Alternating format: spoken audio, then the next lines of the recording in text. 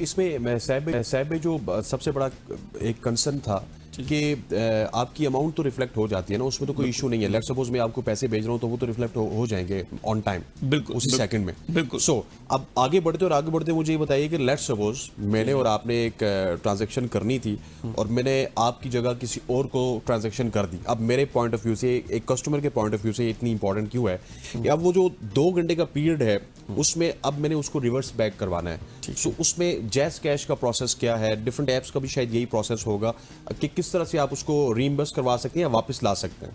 देखिए, सो jazz cash platform में हमारी हमेशा यही कोशिश होती है कि हम सार्फिन को ज़्यादा से ज़्यादा कन्वीनियंस प्रोवाइड करें। डिजिटल प्लेयर्स या डिजिटल बैंकिंग जो है, it has really transformed banking in Pakistan.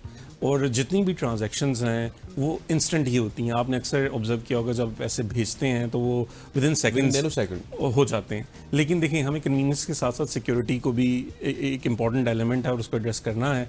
और स्टेट बैंक के साथ मिलके हमने एक कस्टमर्स का बिहेवियर देखा है, स्पेशली जो नए अकाउंट्स हैं या जब नए हैंडसेट्स, आप अपना हैंडसेट चेंज करते हैं तो उस सिचुएशन में जैसे मैंने एक्सप्लेन किया कि आपकी एम पिन कॉम्प्रोमाइज़ हो जाती है।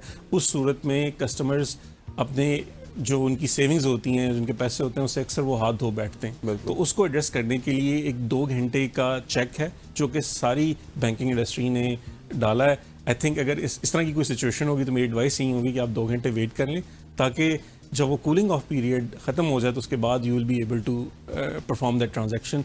अगर आप पे वो कूलिंग ऑफ पीरियड अप्लाई होता है, जैसे मैंने कहा, मेजॉरिटी ऑफ केसेस में नहीं होता, ये सिर्फ स्पेसिफिक सिचुएशंस हैं जिनमें एक कस्टमर पे कूलिंग ऑफ पीरियड अप्लाई होता है। कि एक शख्स ने किसी से ट्रांजैक्शन करवा ली है, उसको ज़दोकोप करके काइंड ऑफ कि उसने मार्केट में किया, उसको रिवर्सल किया जा सकता है? बिल्कुल। सो 2 घंटे के कूलिंग पीरियड, बिल्कुल। देखें, सो ये 2 घंटे का कूलिंग ऑफ पीरियड इसीलिए है कि आप हमारी हेल्पलाइन पे रीच आउट करके ये इंस्टेंस रिपोर्ट कर सकते हैं कि इस तरह के इंस्टेंस में मेरे से फंड्स ट्रांसफर मूवमेंट हो गई है। और इस कूलिंग ऑफ पीरियड की बेसिस पे हम अपने कस्टमर्स के अकाउंट को प्रोटेक्ट कर रहे हैं, उनके बैलेंसेस को प्रोटेक्ट कर रहे हैं, ताकि जैसे ही केस रिपोर्ट होता है तो हम अकाउंट ब्लॉक कर देते हैं, जो भी सस्पिशियस अकाउंट होता है, और जो इसका कस्टमर इम्पैक्ट हुआ होता है वो सेव हो जाता है अपने पैसे लूज करने से।